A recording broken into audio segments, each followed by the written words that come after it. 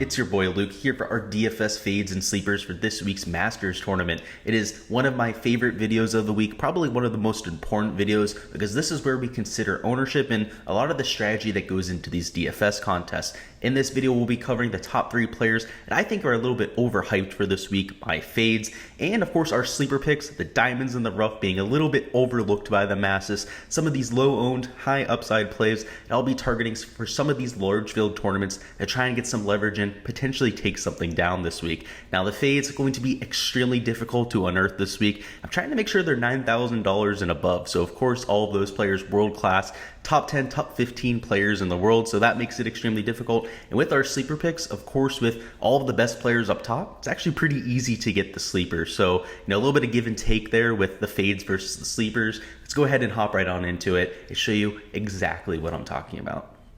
All right, on the screen you can see our projections, and you'll notice that the ownership tab was there. So now we have ownership for this week, and it's really where we can start to narrow down our player pool and start to make some of these player decisions. And the first fade we're going to touch on is going to be Scottie Scheffler at the top of the board. There's just some tough decisions we have to make this week, and we can't play all the studs. There's plenty that have a chance this week. There's plenty of fades that we're actually keeping out of our player pool this week that certainly have a chance to win the Masters. But when you have so many quality players to choose from, it's like when you're at the steakhouse, you have a hard time choosing what cut of meat to get. You just gotta take out the best options and go with the one that's really calling your heart. And for me, Scottie Scheffler, the real issue here is the bent grass putting. If you had to find one reason to fade him, for his career, he has not putted well on these surfaces. You can see for his course history, he hasn't really done anything special either. 19th and an 18th place finish. While those would be nice for most tournaments, it's extremely easy to make the cut at the Masters, and really a top 20 isn't what we're looking for a guy in that 10K range. Of course, the shots gained metrics are otherworldly. That's why he's ascended to world number 1, gaining almost over a third of a stroke per round in every single category. But that putting is really what's making me a little bit timid here. You can see most other players up top are at the very least a gainer to the field on shots gained putting on bent grass. And now that Scottie Scheffler is $11,000, he's the most expensive player on the slate. I'm not necessarily sure he deserves that honor. He's also coming in at nearly 16% ownership, so it's not like you're getting an ownership discount by going to him as the most expensive player in the slate. I just think there's better times to deploy Scottie. Obviously has an extremely bright, clear career upcoming, was able to get to world number 1 before a lot of other people were able to.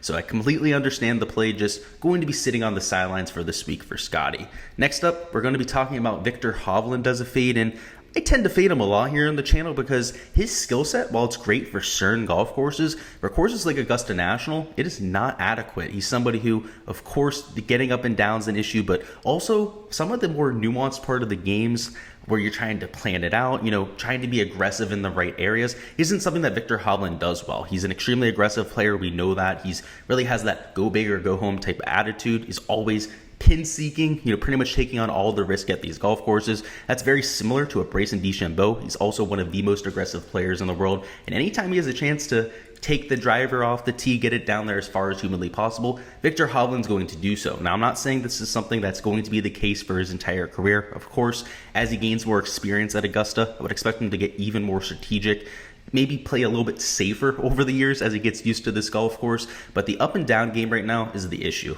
especially with the wind forecast that we have right now. As we've gone later and later into the week, it looks like on Friday, Saturday, and potentially even Sunday, we're going to have upwards of 20, maybe even 30 mile an hour wind gusts. That means that even the best players in the world are going to be missing plenty of greens around Augusta National. I mean, it's already hard to hit these greens, let alone when you're dealing with some winds. And Viktor Hovland, when he misses, is going to be in a world of trouble. He doesn't have all the shots in the bag when it comes to the around the green play. And that's why over his last 50 measured rounds, he's the worst around the green player in the field, at least of anybody with any type of respectable game, with any type of respectable sample size as well. But of course, the reasons for playing him were very apparent. Gaining a ton of strokes on approach, gaining a ton of strokes off the tee. The putter's even been pretty consistent for him, where he's gaining nearly 15 100ths of a stroke per round. So I get the reasons for playing him at most golf courses, just not at Augusta National, right? I take him at tracks where it's easier to hit greens, where there's much less penalty for missing greens, and also where we're going to have a little bit better weather, because when he's going to be missing these extra greens, we saw it at the API, right? Like when conditions got tough at the API, he completely fell apart. right? It's just the type of game that he has. He's meant for easy conditions. He's able to take apart really easy golf courses, which is going to lead to a ton of wins in his career. But in major championships, I think he's going to really struggle for quite some time. I'm not sure if he's going to win one for 3 or 4 years. So for Viktor Hovland, that's why he's a fade for me. He's $10,100, so you're not getting any type of a price discount there, and he's also 12.2% owned. Wouldn't be surprised if he came in even a little bit higher than that as well, especially given a lot of the public's admiration for Viktor Hovland.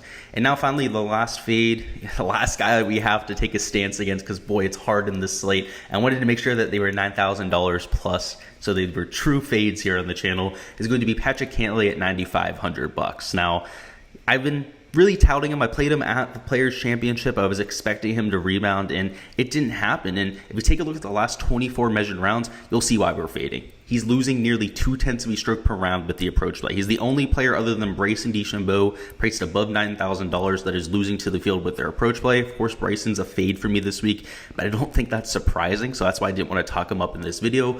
Patrick Cantlay is a little bit more surprising, right? You can see he's still gaining off the tee, around the green, and also with the putter, so still gaining to the field with his pure stats, but you're talking about a $9,000 plus golfer, where we have guys like Xander, Jordan Spieth, who is like the best course history ever here other than Tiger, Brooks Koepka, even guys like Will Zalatoris and Daniel Berger that I would much rather go to in this type of scenario, which makes Patrick Cantlay at $9,500 the odd man out. Just somebody that I can't play. I have him projected for 12.2% ownership, so the same number that I have for Viktor Hovland. But much like anybody in this range, I wouldn't be surprised if they came in a little bit higher round. It's going to be an extremely flat ownership for the majors. That's usually what we get. Unless there's some obvious misprice here in this range, you're not going to see a ton of ownership floating to one guy or the other. That's why the quote-unquote chalk up top, somebody like JT at 19.5%. Also guys like Cameron Smith are just 18.1%. So really just play the guys up top that you want to play. And if there's anybody you have legit concerns about, like what I have with Patrick Cantlay, of course, with the approach play, fade him, right? He's only 6% owned less, right? So it's a little bit less of an ownership thing, more of an actual skill set thing. If you have, worries about Viktor Hovland's around the green play, fade him, right? If you have worries about Scotty Scheffler's bent grass putting, fade him, because the rest of the guys up top don't really have question marks, right? There's a few of them that do, right? Colin Morikawa with the putting, he's also been a little bit shaky of late. He's got some question marks. Rory McIlroy's approach play of late has some question marks, right? But there's certain guys up here like Jon Rahm, I have no question marks about this week. Cameron Smith, no question marks about this week. Even Jordan Spieth, he's going to turn around the putting at Augusta National. He does it every single year. No question marks about him. So just guys that I'm a lot more confident in than the guys I have down as fades. And even some of the other guys with question marks, just much more reasonable for them to actually win this golf tournament. It's actually possible for them to turn around that category. Whereas Scotty Scheffler's been pretty bad on bent grass for his whole career. He's never made putts here at Augusta National. Also doesn't have much experience. Hovland's never going to be a good around the green player. And Patrick Cantlay, the swing looked really broken. So I do think that he's capable of turning around. He's probably the one fade that I'm most worried about ending up burning me this week. But based on how he's been hitting the ball of late, just not somebody I'm confident going to up top. Now, transitioning into the sleeper picks, so on the opposite end of the spectrum, these are guys I think are being a little bit overlooked, maybe a little bit disrespected this week when it comes to the Masters. And the first guy I want to touch on is Colin Morikawa at $10,200. He's somebody who lacks experience, much like Scotty Scheffler, also with Viktor Hovland, so that is a cause for concern there. But when you take a look at his major track record, this guy's won 2 of 8 majors. He's won a fourth of the time, and he's currently rated around 25-1 to win this event, which I think that number in the outright market is also disrespectful. He's also only coming in at 11.4% ownership, which, like I said, it's pretty flat ownership up top. It's like not like you're going to get somebody in that 4 to 5% range like you might get from week to week, where they would be a true sleeper pick. But the real sleeper aspect here just comes to his pure chance to win this event. He is a winner in major championships. He's got the off the tee play that we're looking for at this golf course. He's approach play is otherworldly. That's our number one key stat this week. The real only issue is the driving distance, where he's still above average with the distance, so it's not like he's going to be killing himself off the tee by not getting it out there. If it ends up playing a little bit wetter this year, that could actually play against him a little bit more. But if you take a look at the last 50 measured rounds, it really tells the story for Colin. Even though he hasn't been playing his best golf, even though he doesn't have a win over his last 50 measured rounds, still gaining over a third of a stroke per round off the tee, almost half a stroke per round on approach. The putting and around the green is never going to be a strong suit suit form. But one thing about Morikawa is that he's extremely strategic, especially with the approach play. He knows how to miss in the right spots, and that was extremely evident at Genesis for the Riviera Country Club.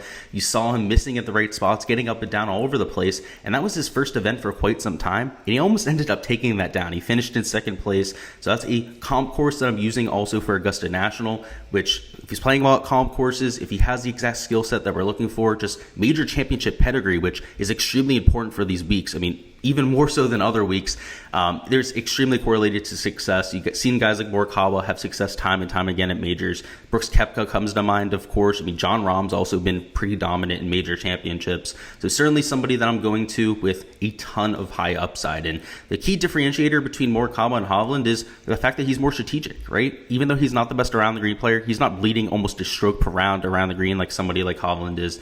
And again, like I said before, he does it in a little bit more of a calculated fashion.